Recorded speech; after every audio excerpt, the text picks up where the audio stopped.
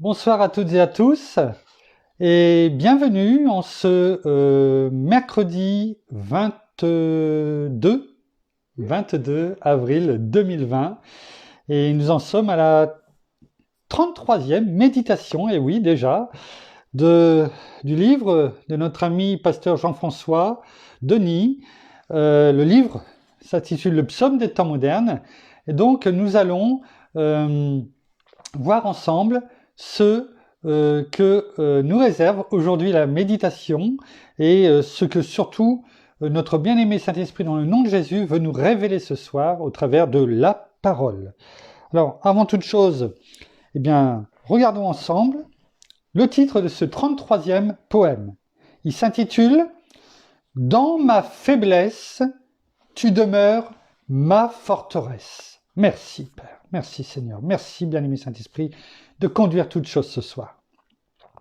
Père, je reconnais que trop souvent j'attriste ton Saint-Esprit. Alors, ce matin, viens, je t'en prie, m'aider à ce que mon cœur soit débordant de charité et qu'au bien, il puisse toujours demeurer attaché. Que ma vie soit continuellement remplie de vigueur et de zèle. Qu'il n'y ait en moi aucune parcelle de paresse. Apprends-moi davantage à croire en tes promesses, quotidiennement protégé à l'ombre de tes ailes. Aide-moi à persévérer avec instance dans la prière. Fais grandir en moi cette constance qui te rendrait fier. Libère-moi de toute cette méfiance qui me garderait en arrière. Remplis-moi d'assurance afin d'élargir mes frontières. Que tous ceux qui me persécutaient, que tous ceux qui me persécutent et qui médisent à mon sujet puissent, par ta grâce, expérimenter le meilleur de qui tu es. Je m'engage donc à les aimer et à prier pour eux. Je te le promets, car je perçois en eux des gens blessés, inquiets, traînant un boulet. Que mon cœur soit débordant de compassion, afin davantage célébrer avec celui qui est joyeux et être attristé et pleurer avec celui qui, dans son cœur, est malheureux. Que tes sentiments deviennent les miens afin de mieux répondre à cette mission. Que je sois attiré non à rechercher ce qui est élevé, mais à continuellement marcher avec humilité.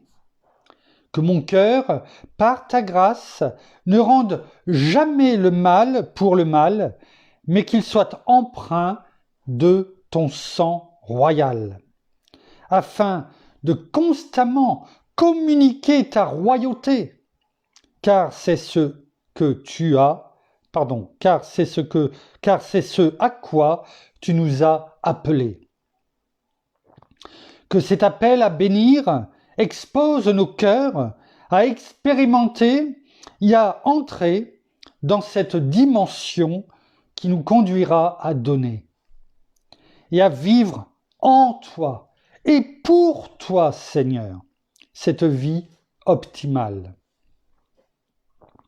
Que ton amour transparaisse dans ma vie, que les gens, en me regardant, voient en moi ton esprit, que je sois l'extension de ta bouche et de ton cœur, de tes bras, de tes mains et de tes pieds, afin de communiquer rien de moins que Christ, le ressuscité. Partout où je me trouve à passer, donne-moi la force et l'audace de prêcher. Oui, avec ma bouche, mais davantage par mes actions, afin que tous puissent voir et glorifier ton nom. Merci Père, merci Seigneur, merci bien-aimé Saint-Esprit. Conduis-nous encore tout au long de ce soir, de cette méditation, afin que ton nom, ton esprit, nous soit encore révélé. À toi toute la gloire. Pasteur Jean-François nous laisse 2 références. La première qui est Romains chapitre 12, et la deuxième qui est Philippiens chapitre 2, versets 5 à 8. Alors, je vous renvoie vers le chapitre 12 de l'Épître aux Romains. Je vous la laisserai la méditer, la lire, parce qu'elle est un petit peu plus longue et le temps pour ce soir ne prête pas à la méditation pour un chapitre tout entier. Mais on retrouve bien entendu, et vous l'avez bien compris, les thèmes, plusieurs thèmes bien entendu, au travers de ce poème que nous pourrions étudier comme chaque jour, de toute façon d'ailleurs. Et nous allons plutôt lire ce soir Philippiens chapitre 2, versets 5 à 8. Philippiens 2, chapitre 5 à 8. Alors Philippiens se trouve dans le Nouveau Testament, après les évangiles, après l'acte des apôtres, le livre des actes des apôtres, après Romains, après 1 Corinthiens, 2 Corinthiens, après Galates, et nous nous retrouvons après donc à l'épître aux Éphésiens et aux Philippiens, donc dont nous allons prendre la référence. Philippiens chapitre 2, versets 5 à 8. Il est écrit: Ayez en vous la pensée qui était en Christ Jésus, lui dont la condition était celle de Dieu. Il n'a pas estimé comme une proie à arracher d'être égal avec Dieu. Mais il s'est dépouillé lui-même en prenant la condition d'esclave, en devenant semblable aux hommes. Après s'être trouvé dans la situation d'un homme, il s'est humilié lui-même en devenant obéissant jusqu'à la mort sur la croix.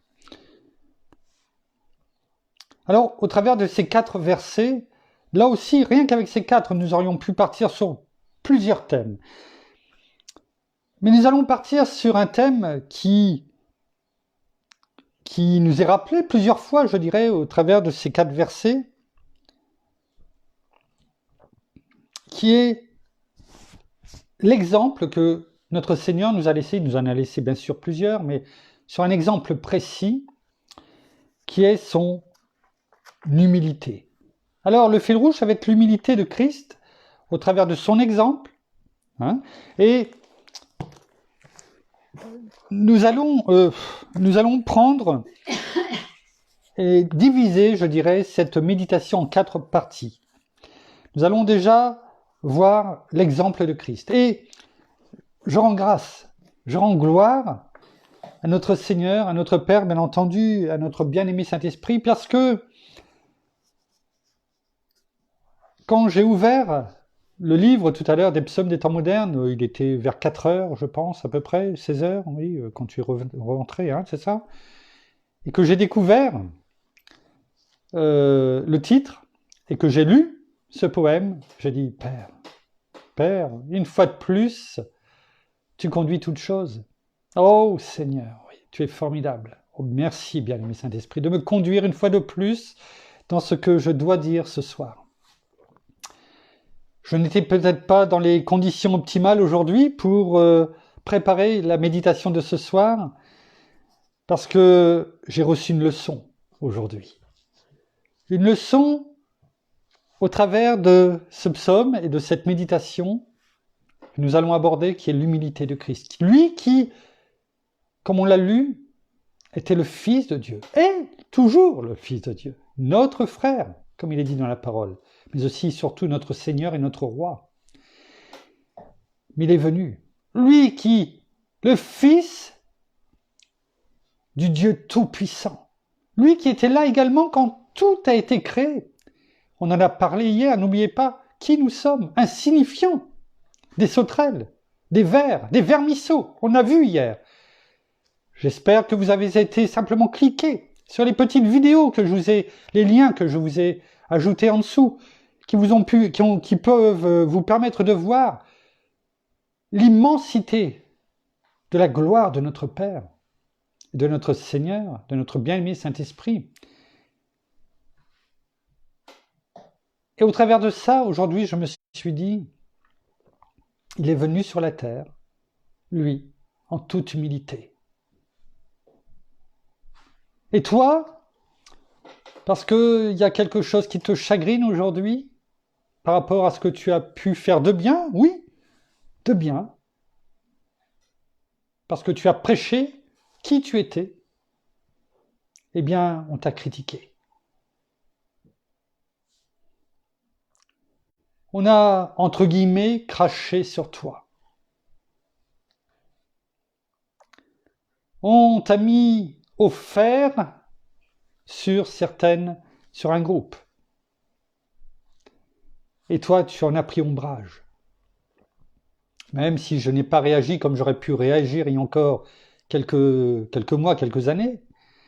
Mais je ne vais pas dire que ça ne m'a pas attristé. Je ne vais pas dire que il y avait une pointe d'amertume, des rejetons, des rejets, comme il est dit dans la parole. Prends garde. Et quand j'ai lu ce poème,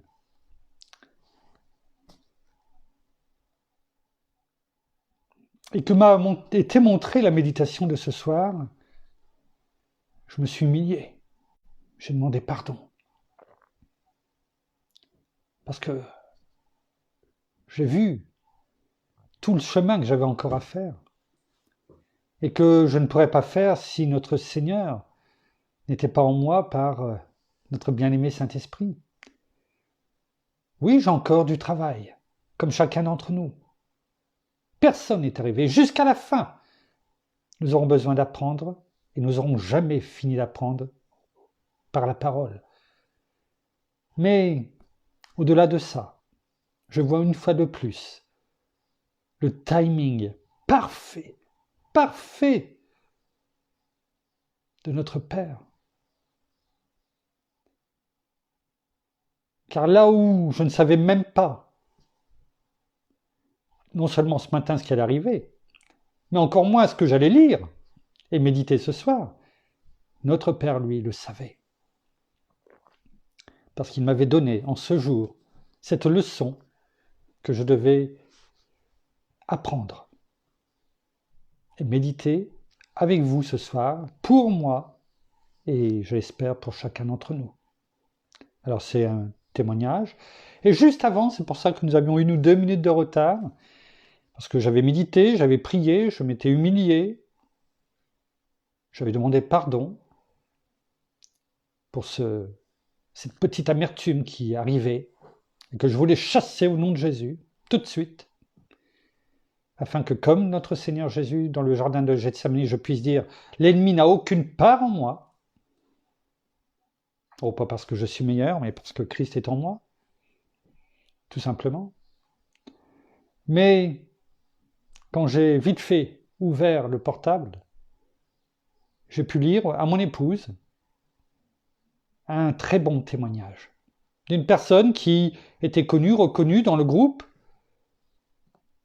et qui a vraiment fait un très bon témoignage, qui m'a remercié pour tout ce que je faisais, et qu'importe, même si j'étais pasteur, comme elle a dit, ou plombier, qu'importe, ce qu'elle mettait en avant, c'était ce que nous faisions. Ce que je faisais pour eux, ces artisans, ces commerçants, qui ne sont pas même du département, qui sont même éloignés de là, mais qu'importe, et tout le travail que j'avais fait pour eux jusque maintenant, et qu'elle espérait, et qu'elle lançait ce message aux autres, et bien que cela aurait perduré, parce qu'elle connaissait beaucoup de groupes, mais qu'elle n'avait jamais vu ce qui se faisait jour depuis 15 jours, même pas 12 jours, avec ce que j'avais mis en place. Alors, gloire à toi, Père. Gloire à toi, Seigneur. Gloire à toi, bien-aimé Saint-Esprit, parce que c'est réconfortant et parce que je vais demander à notre Père qu'il touche les personnes afin qu'ils rendent un bon témoignage, qu'ils comprennent que, au-delà de ça, c'était avec amour, comme je l'avais dit dans la vidéo en direct que j'avais fait hier pour eux, d'où ce qui a tout déclenché, et bien que c'était vraiment avec amour que je le faisais, parce que je voulais les aider les entrepreneurs, et qu'au travers, comme le dit le texte, le poème de pasteur Jean-François, eh bien que, oui, que ça soit par la bouche, comme je l'ai fait hier, mais aussi par nos actes, eh bien que notre esprit soit mis en avant. Alors voilà, je voulais en témoigner, c'était un témoignage parce que c'est bien, et aussi pour montrer que le timing de notre Père est toujours parfait. Alors, cela va se diviser en 4 parties relativement courtes ce soir, et notamment beaucoup d'extraits de la parole, et c'est bon. C'est bon parce que ça nous fortifie. C'est un baume sur notre cœur, mais aussi un exemple de ce à quoi nous devons tendre. Alors, nous allons déjà parler de l'exemple, voir l'exemple de notre Seigneur Jésus au travers de la parole, notamment dans Matthieu 16, chapitre 16 au verset 24. Matthieu, premier évangile donc du Nouveau Testament, Matthieu 16, verset 24, il est écrit: Alors Jésus dit à ses disciples, si quelqu'un veut venir après moi, qu'il renonce à lui-même, qu'il se charge de sa croix et qu'il me suive. Oh, on aimerait bien suivre notre Seigneur. Il le dit. On veut le suivre, eh bien, que l'on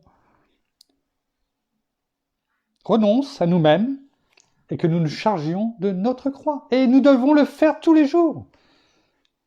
C'est ce qu'il a fait, chaque jour. Et il nous dit, suis-moi, comme il a dit au jeune homme riche. Il nous le dit à nous, suis-moi. Le jeune homme riche, lui, est reparti. Alors c'est facile de vouloir le suivre. Mais on doit renoncer à nous-mêmes, à tout ce que l'on va pouvoir nous dire, nous faire, comme je vous l'ai témoigné. Mais cela vaut le coup, même si par moments cela nous touche. Ouais. Est-ce que vous croyez que notre Seigneur, lui, n'a pas été touché? Lui qui est le Fils de Dieu. Et il est venu avec une mission qu'il a accomplie jusqu'à la fin. On va le voir au travers de cette méditation. Et nous? Nous. Notre mission, c'est de simplement, entre guillemets, parler de lui, de rester dans la lumière, dans la vérité. Et si on nous attaque, eh bien de prendre notre croix et de suivre l'exemple de Christ. Il nous est encore montré dans Jean 13, Jean, dernière des 4 évangiles, Jean chapitre 13 au verset 15. Jean 13 au verset 15, il est écrit: Car je vous ai donné un exemple, afin que vous aussi, vous fassiez comme moi je vous ai fait. Voilà, il le dit. Je vous ai donné un exemple, afin que vous fassiez ce que je vous ai fait. Il est notre exemple, il nous le dit. Dans Hébreux, donc qui est un peu plus loin, après Éphésiens, Philippiens, Colossiens, Timothée, Hébreux, chapitre 12, verset Hébreux, chapitre 12, verset 2. Les yeux fixés sur Jésus, qui est l'auteur de la foi, et qui l'amène à la perfection. Au lieu de la joie qui lui était proposée, il a supporté la croix, méprisé la honte et s'est assis à la droite du trône de Dieu. Qu'est-ce qu'on peut retenir? Tout est à retenir, bien entendu, mais les yeux fixés sur Jésus. Ça commence comme ça, ce verset. Qui est l'auteur de la foi et qui l'amène à la perfection. Nous devons avoir toujours nos yeux fixés vers notre Seigneur, lui qui nous regarde avec miséricorde, avec compassion, comme le regard qu'il a jeté à Pierre lorsqu'il l'a eu renié.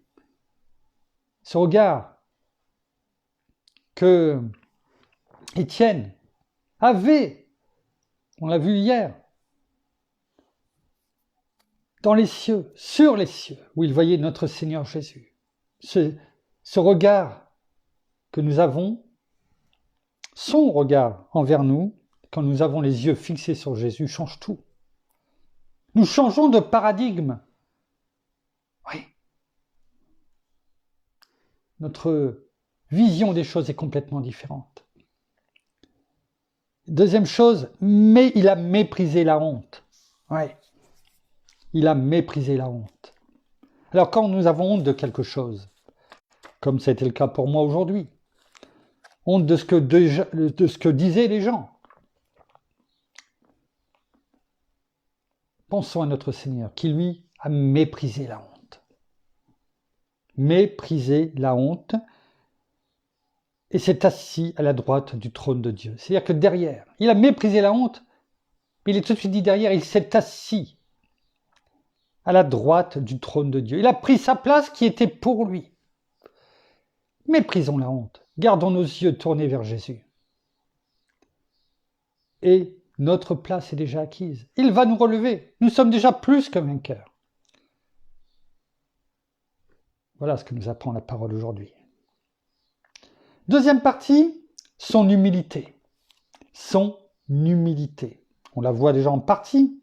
On va la voir un peu plus en profondeur. Dans Zacharie. Zacharie qui est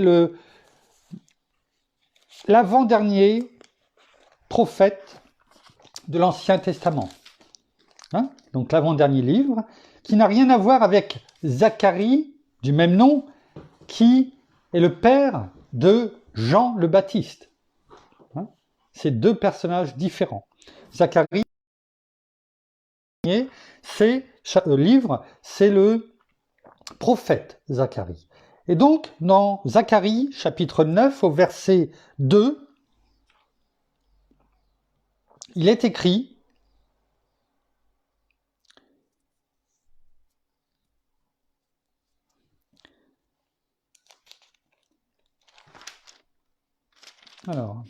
Zacharie, oui, chapitre 9, au verset 2. Alors, je suis...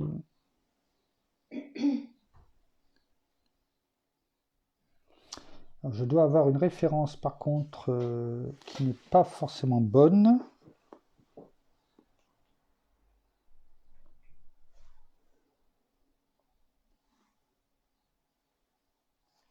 Excusez-moi.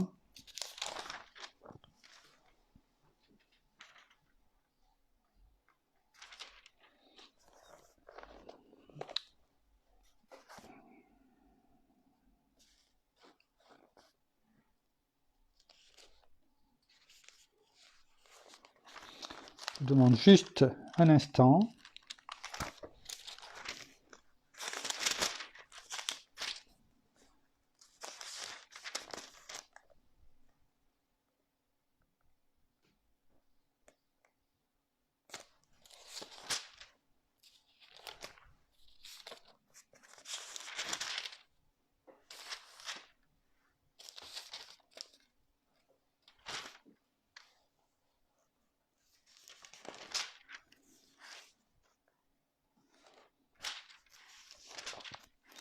Sinon, c'est pas grave, on va passer parce que là, ce n'est pas la bonne référence. Bon, c'est pas grave. c'est pas grave, ce n'est pas la référence, mais c'est pas grave. On en voit dans Matthieu, excusez-moi pour ce retard, dans Matthieu chapitre 11, Matthieu chapitre 11, au verset 29, il est écrit « Prenez mon joug sur vous et recevez mes instructions, car je suis doux et humble de cœur, et vous trouverez du repos pour vos âmes. » Vous voyez, je suis doux et humble de cœur. Il a un cœur humble, notre Seigneur. Déjà, son cœur est complètement dans l'humilité. Et n'oubliez pas, quand on a étudié le cœur, notamment, le cœur, c'est du cœur. Hein? On demande à notre bien-aimé Saint-Esprit, garde notre cœur plus que toute autre chose, car de lui viennent les sources de la vie, des pensées, des paroles. Il est humble. Il ne réagit pas au quart de tour. Il dit les bonnes choses avec amour. Toujours la bonne parole au bon moment. C'est ce que nous devons apprendre aussi à faire. Dans Jean 13, au verset 5. Jean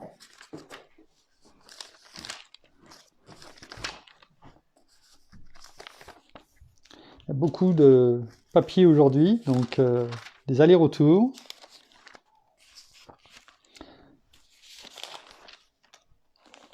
Jean 13, au verset 5, il est écrit « Ensuite, il versa de l'eau dans un bassin et se mit à laver les pieds des disciples et à les essuyer avec le linge qu'il avait à la ceinture. » Lui, le Fils de Dieu. Oui, fait homme, certes, mais il savait qu'il était le Fils de Dieu.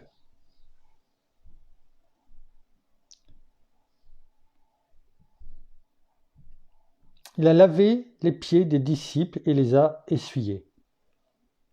Il nous montre par là jusqu'à quel point il s'est humilié. Et pour donner un exemple, est-ce que nous le ferions aujourd'hui? Je ne pense pas. Franchement, je ne pense pas. Et pourtant, c'est son exemple qu'on doit suivre et surtout son humilité. Philippiens 2,7, c'est ce que nous avons lu notamment tout à l'heure. Hein, je vous le rappelle. Hein, il est bon, de façon de le rappeler. Mais il s'est dépouillé lui-même en prenant la condition d'esclave, en devenant semblable aux hommes. Après s'être trouvé dans la situation d'un homme, il s'est humilié lui-même en devenant obéissant jusqu'à la mort sur la croix. Ouais. Son humilité, du début jusqu'à la fin. Du début jusqu'à la fin. Ouais. L'humiliation, troisième partie. Il a enduré, Jésus-Christ, troisième partie, en tant que serviteur. Eh oui, Jésus-Christ en tant que serviteur.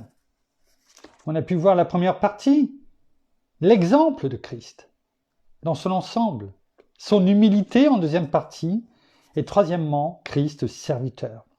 Nous retournons dans Matthieu. Matthieu, premier évangile, chapitre 20, au verset 28. Chapitre 20, verset 28. C'est ainsi que le Fils de l'homme est venu, c'est Jésus qui parle lui-même, il dit, c'est ainsi que le Fils de l'homme est venu, non pour être servi, mais pour servir, et donner sa vie en rançon pour beaucoup. Voilà ce qu'il dit, lui-même. Il dit qu'il est venu en tant que serviteur, pour nous servir. Et en même temps, il dit déjà qu'il est venu donner sa vie en rançon pour beaucoup. Il n'a pas dit pour tout le monde, il a dit pour beaucoup, parce qu'il savait très bien qu'il y en a qui ne seraient pas venus. Même si notre Père donne le temps afin que tout le monde se repente. Mais il le dit là. Je ne suis pas venu pour être servi, mais pour servir. Et nous, en suivant cet exemple, est-ce que nous sommes prêts à servir, à nous donner en rançon? Ou est-ce que nous préférons être servis? Ça nous interpelle, ça. Moi-même, le premier. On aime bien être servi. On aime bien avoir la première place, avoir les honneurs. Qu'on nous dise des belles phrases, des belles choses. Je le vois, c'est la leçon que j'ai reçue aujourd'hui. Et si on n'a pas toujours que des belles choses, est-ce qu'on est prêt encore à servir afin que les personnes s'aperçoivent qu'elles ont eu tort et qu'elles fassent machine arrière et qu'elles viennent elles-mêmes s'excuser? Parce que notre Père,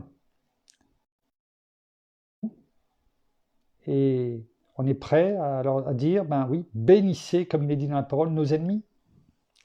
Priez pour eux. Est-ce qu'on est prêt à le faire?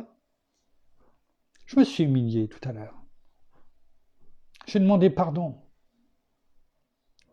J'ai béni des personnes, même si je ne savais pas c'était qui à proprement parler, qu'importe, c'est pas là le plus important. Notre Père le sait, il voit toutes choses. On l'a pu le dire, il est omniscient, omnipotent, omniprésent, il sait toutes choses.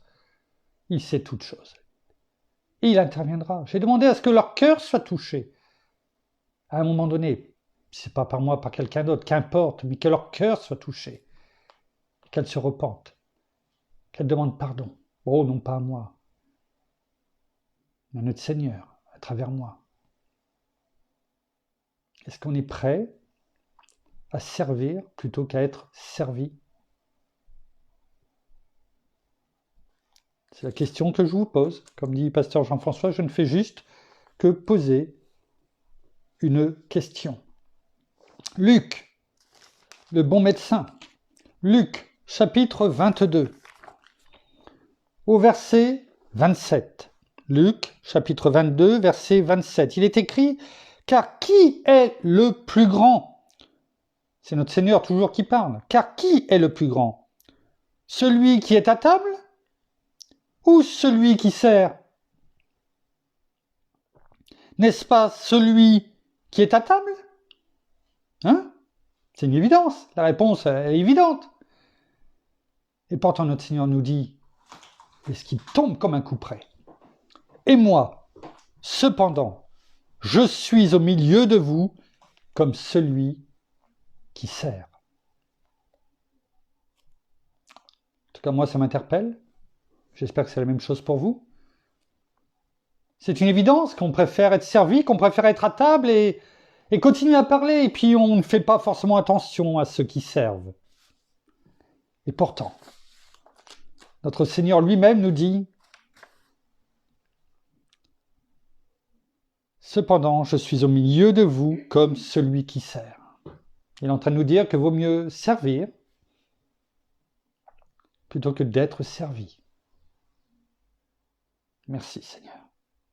Merci Seigneur encore une fois pour cette leçon. Dans Philippiens 2, verset 7, on l'a lu tout à l'heure, je crois. Oui, c'est ce qu'on a lu tout à l'heure. Tout à l'heure, oui. 2 Corinthiens 8, 9. Tout à l'heure, j'ai passé, si je me trompe, une référence, on peut la prendre tout de suite, c'est pas grave, qui se trouve dans 2 Corinthiens, je crois qu'on l'a pas pris dans 2 Corinthiens, deuxième épître aux Corinthiens, qui se situe après Romains, 1 Corinthiens et 2 Corinthiens, au chapitre 8, verset 9. Il est écrit, « Car vous connaissez la grâce de notre Seigneur Jésus-Christ, qui pour vous, nous, moi, s'est fait pauvre, de riche qu'il était, afin que par sa pauvreté, vous soyez enrichis. » Il s'est fait pauvre pour nous, afin que par sa pauvreté, on soit enrichis. Est-ce qu'on est prêt à le faire, ça? Nous qui, bien souvent, regardons combien on peut mettre de côté, combien on peut faire grossir son compte en banque. Je ne dis pas que c'est pas beau, que c'est pas bon. Il faut être sage, prévoir les choses. Mais quand il faut aider, peut-être un peu plus. Quand il faut semer, peut-être aussi, pour le royaume de Dieu. Est-ce qu'on y pense? Est-ce qu'on on se dit pas, ah oui, mais je vais devoir retirer, je ne sais pas, quelle que soit la somme, en fonction des richesses de chacun, de ce que Dieu pourvoit à chacun. Est-ce qu'on est prêt à prendre et à mettre simplement pour le royaume de Dieu? Est-ce qu'on y pense seulement? Ou est-ce qu'on fait semblant et on tourne les yeux afin de ne pas le regarder? De peur de retirer, de manquer. Pourtant, dans Matthieu 6, 33, 34, il est écrit « Cherchez premièrement le royaume et la justice de Dieu, et tout le reste vous sera donné par-dessus. Ne vous inquiétez pas du lendemain, car le lendemain aura soin de lui-même. À chaque jour suffit sa peine. » Si vous semez, n'ayez pas peur de manquer, mais faites-le surtout de bon cœur, en toute simplicité, en toute humilité. Oui. Quatrième et dernière partie, l'humiliation. L'humiliation. C'est ce qu'il a enduré. L'humiliation. Voyons Ésaïe. Ésaïe, dans l'Ancien Testament. Ésaïe, avant Jérémie. Chapitre 53, le fameux chapitre que je vous ai déjà parlé. Magnifique. Sûrement le point central où on peut découper la parole, à mon avis. Chapitre 53 au verset 9. On a mis sa tombe parmi les méchants. Oui. Humilié. Sépulcre, c'est-à-dire son tombeau, avec le riche.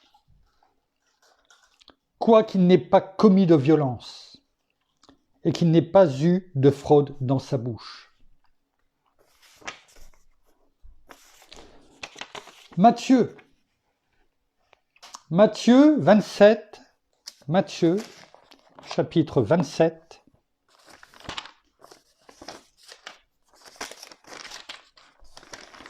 Matthieu, chapitre 27, verset 38. Il est écrit « Avec lui furent crucifiés 2 brigands, l'un à droite et l'autre à gauche. » Il a été mis au milieu des brigands.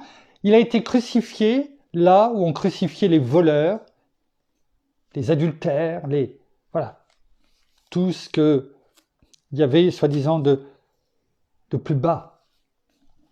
Il a été crucifié entre 2 malfaiteurs, entre 2 brigands. Lui, le juste, d'où aucune fraude n'était sortie de sa bouche, ni aucune violence. L'humiliation jusqu'au bout. Et la pire humiliation qu'il pouvait y avoir, c'était l'humiliation de la croix. Mais pour nous, c'est une victoire. Luc, à nouveau, chapitre 2, verset 7, il est écrit « Et elle enfanta son fils premier-né. Elle l'emmaillota et le coucha dans une crèche parce qu'il n'y avait pas de place pour eux dans l'hôtellerie. » Vous avez tout de suite reconnaissance de notre Seigneur Jésus-Christ. Dès sa naissance, il est dit qu'il n'y avait pas de place pour lui dans le monde. Et que déjà, c'était dans un endroit confiné, la bergerie, symbole où il est né, parce qu'il n'avait pas de place. Et jusqu'à la fin, le monde a estimé qu'il n'y avait pas de place pour lui sur la terre. Et pourtant, il nous a aimés et il s'est donné pour nous, pour que nous puissions vivre. Luc, toujours, chapitre 22, verset 37. Il est écrit « Car je vous le dis, c'est notre Seigneur qui parle, car je vous le dis, ce qui est écrit doit s'accomplir en moi. Il a été compté parmi les malfaiteurs, et ce qui me concerne touche à sa fin. Il savait que ça touche à sa fin quand il disait ça. Il ne faisait que répéter ce qui était écrit dans Ésaïe. C'est ce qu'on vient de lire. Il reprend les mots de ce que nous avons lu tout à l'heure. Ce qui était prévu, l'image de ce qui avait été prévu bien longtemps auparavant, s'accomplit. Il le dit lui-même, c'est ma destinée. C'est ma mission, celle pour laquelle je viens. Nous l'avons vu dans le Notre Père, l'étude du Notre Père. Dans le tout est accompli, c'est-à-dire tout ce que tu m'avais demandé, Père. Eh bien, je l'ai fait, je t'ai obéi. C'est ça qu'il nous dit. Et c'était ce qui était écrit. Et il l'accomplit. Dans le livre des Actes, chapitre 8, au verset 33, il est écrit « Dans son humiliation, son droit, c'est-à-dire son jugement, a été supprimé. » Il n'a même pas eu le droit à un jugement impartial. C'était déjà écrit. Dans son humiliation, son droit a été supprimé, et sa génération, qui la racontera? Car sa vie est supprimée de la terre. Sa vie est supprimée de la terre, mais elle vit à travers chacun d'entre nous aujourd'hui. Alors oui, on aurait pu continuer, poursuivre, en parlant du fait qu'on s'est moqué de lui, on ne l'a pas vu, qu'il fut injurié, et donc à la fin, on l'a craché dessus, on l'a martyrisé, et à la fin, il a été crucifié. On l'a pu déjà le voir, et pourtant,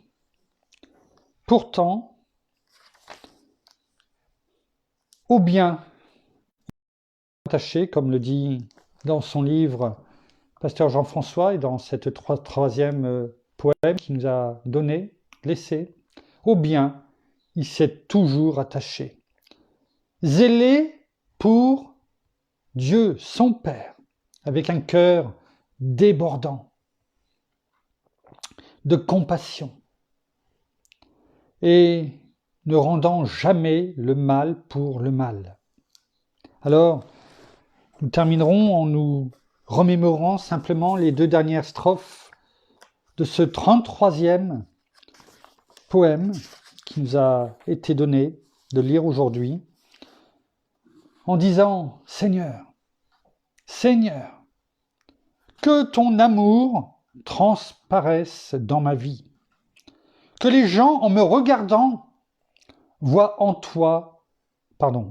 moi ton esprit, que je sois l'extension de ta bouche et de ton cœur, de tes bras, de tes mains et de tes pieds, afin de communiquer rien de moins que Christ le ressuscité.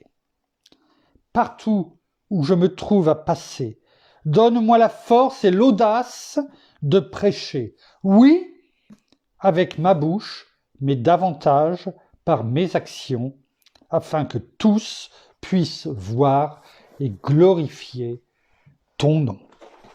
Gloire à toi, Père, gloire à toi, Seigneur.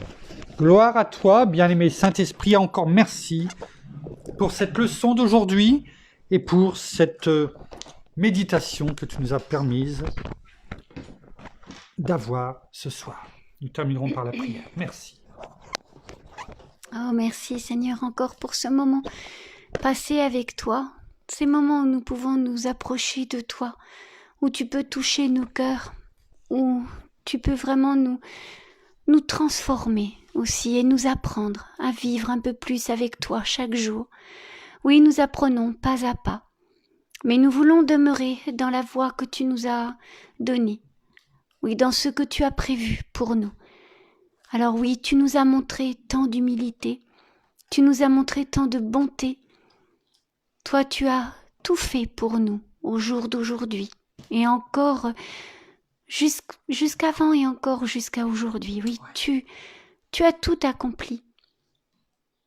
Est-ce que nous pouvons faire la même chose vis-à-vis des personnes qui sont autour de nous?